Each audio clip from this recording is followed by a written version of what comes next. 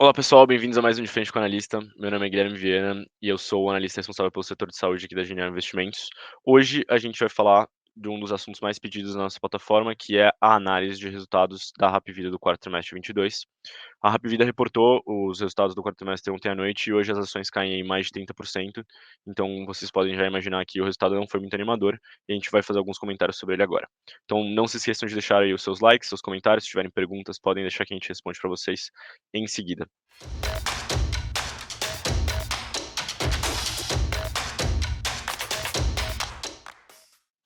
Bom, pessoal, como a gente comentou, então a Hapvida reportou, os seus resultados ontem, pela noite.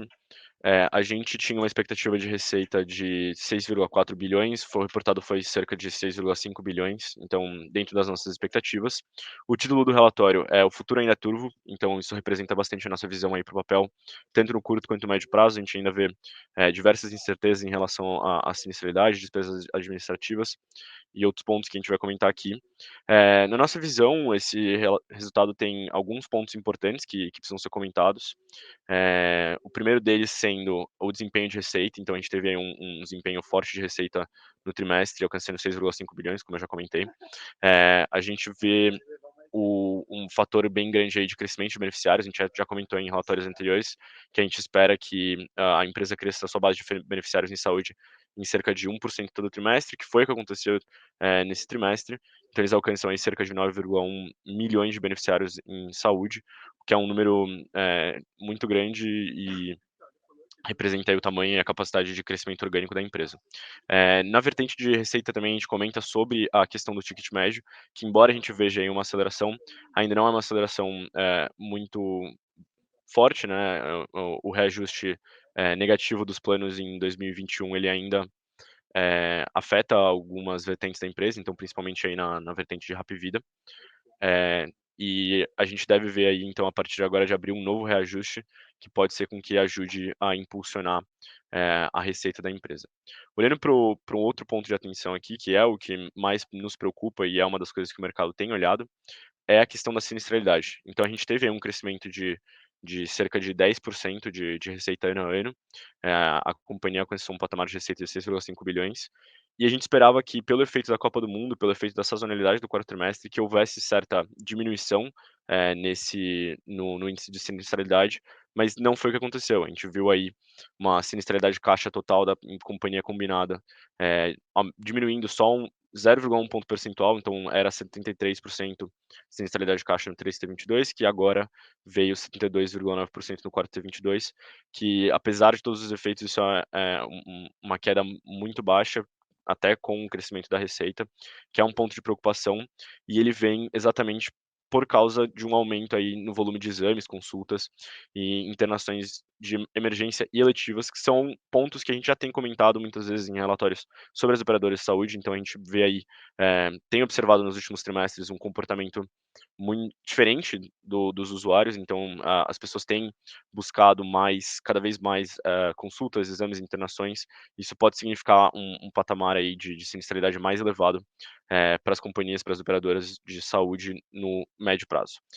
A preocupação com a Hapvida nesse sentido está relacionada à gestão de sinistralidade. Então a companhia, no passado tem uma sinistralidade historicamente mais baixa.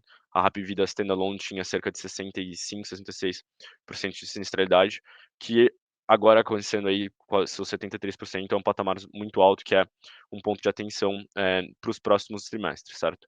Caso a gente veja essa dinâmica se normalizando daqui para frente, então uma dinâmica de uso mais normal, e uma continuidade no aumento de receita, a gente pode ver melhoras nesse índice aí no indicador, mas é um ponto de atenção que a gente tem para a tese e, acaba sendo o principal ponto aí do resultado desse trimestre. Então, mesmo com a dinâmica de sazonalidade, a gente não teve uma diminuição significativa nesse indicador, e isso foi o que preocupou o mercado, que preocupa a casa.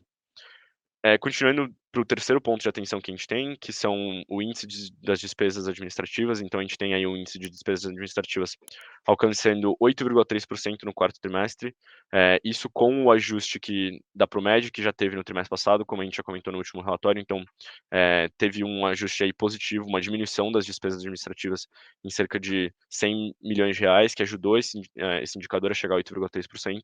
Sem esse efeito, o indicador seria 9,6% no quarto trimestre, versus um indicador de 10,5% no 3T22. Essa diminuição seria uma diminuição marginal, eh, mesmo com o aumento de receita, então a gente espera aí que, conforme as sinergias de despesas administrativas forem sendo coletadas, esse indicador deve arrefecer, mas a gente ainda não observou isso nos últimos trimestres e continuamos olhando para esse ponto com atenção. O último ponto que eu queria destacar é que o lucro líquido contábil da companhia alcançou aí menos 316 milhões de reais no quarto T, com o lucro operacional da companhia também chegando a menos 100 milhões. A gente tem um ajuste aí grande de amortização de marcas, que foi 400 milhões nesse trimestre, que fez com que o lucro líquido ajustado alcançasse 91 milhões, mas inteiramente por causa desse efeito que a gente precisa colocar para dentro, exatamente por causa das diversas amortizações e aquisições que a companhia fez. Então a gente tem olhado cada vez mais para o lucro líquido ajustado, em vez só do lucro líquido contábil, certo? A gente revisou nosso preço-alvo para a Hapvida, a gente tinha um preço-alvo de 8,50, dado a deterioração aí do cenário macroeconômico e as nossas novas revisões após o resultado do quarto T22, a gente cortou o preço-alvo para R$ 5,00, e a ação hoje no dia 1/3 já cai mais de 30%, então, o mercado tem que ficar de olho, o mercado está precificando novamente essa parte da sinistralidade, estão de olho na sinistralidade, que é uma coisa que, a gente acha que os investidores devem continuar olhando também. Bom, pessoal, o que vocês acharam do nosso vídeo? Não se esqueça de acessar o relatório completo no Genial Analisa, analisa.genialinvestimentos.com.br. Deixe seus comentários, deixe seus likes, deixe suas perguntas e até a próxima. Tchau, tchau.